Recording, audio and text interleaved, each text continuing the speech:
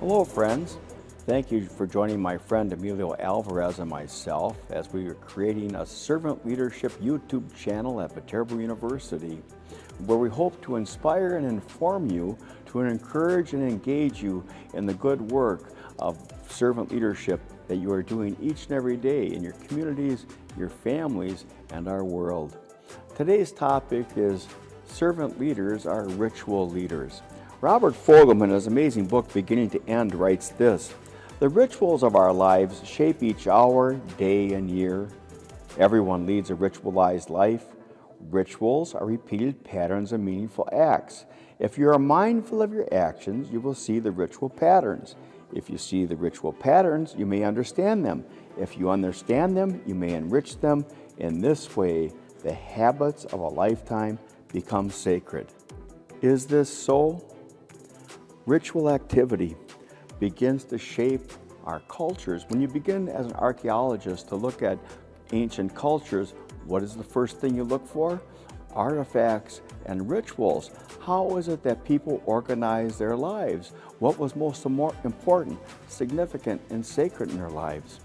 Yesterday, we celebrated a national ritual, the Super Bowl, in which there's ritual foods, and there's a pregame that goes into it, and then there's a game itself, and then a ritualized halftime entertainment, in which is sold for $7 million a minute. Isn't that extraordinary? And then the game ends, and there's a ritual way in which to close it all. Today is Valentine's Day, another ritual in which we celebrate and remember the people that we love. Next week is President's Day. In March, we celebrate St. Patrick's Day and March Madness. April gives way to Easter. May, Mother's Day. Graduations, Memorial Day. June, Father's Day. July, the 4th of July, in which we remember our freedoms in this country. August, back to school sales. September, Labor Day. October, Halloween. November, deer hunting, and Thanksgiving.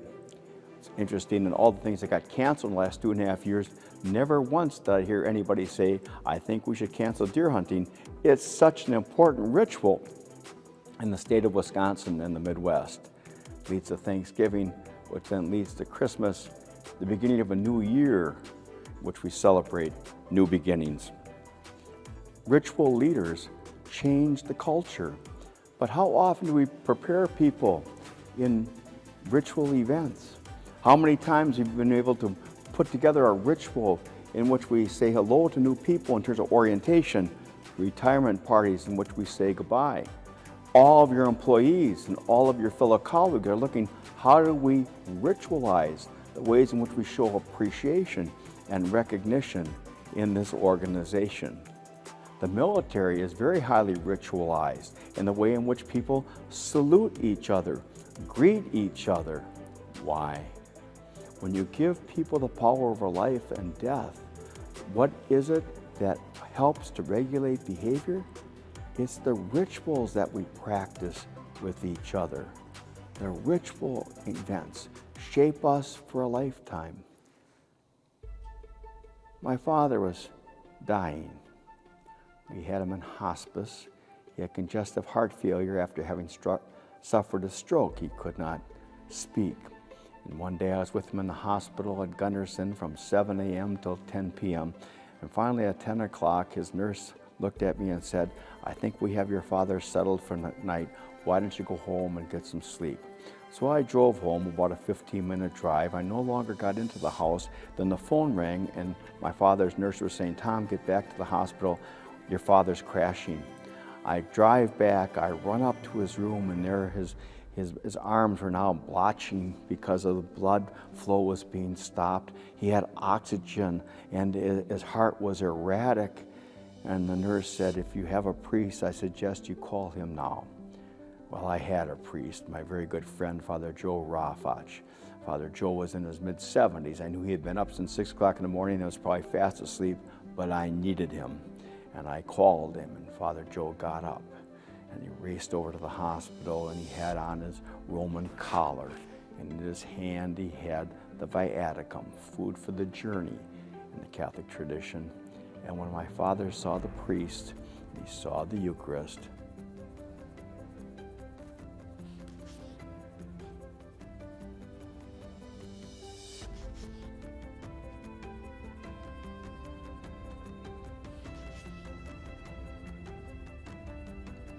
we become what we do. Our lives become sacred because of the way in which we practice a deep sense of reverence and respect. Why do our families teach us to say please and thank you? What do you say? What do you say? They didn't say it just once.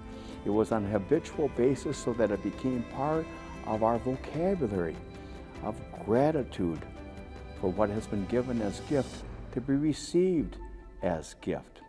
What in your organization do you celebrate? What do you pay attention to? How are birthdays recognized? Work anniversaries? How is it that you look at graduations or when people are leaving? Always pay attention to beginnings and endings, for it communicates a great deal of how we respond to each other. Paul Woodruff has written a marvelous book called Reverence. Reverence. Reverence is a twin sister of justice. If we don't have reverence, we will not have justice, which is right relationships. We will only have anarchy. Why is it in a court of law? People are told to stand and rise as the justice walks in to sit and listen. If we do not have reverence for the law, we'll be ruled by chaos and anarchy. Reverence. Wouldn't you agree with me today that there's too much that's rude and crude? Reverence needs to be practiced in our relationships with each other and in our institutional lives. Reverence shapes who we become, because reverence helps us to ritualize our lives not as individuals, but as a community and a workplace. What rituals are significant and meaningful to you? What rituals do you participate in that gives you a sense of belonging and belief in the good work that you do each and every day? Let us all pay attention to reverence and rituals, the way in which we shape our lives and the lives of the people that we have the privilege of serving and leading. Thank you so much for listening. Until next time, peace and all good.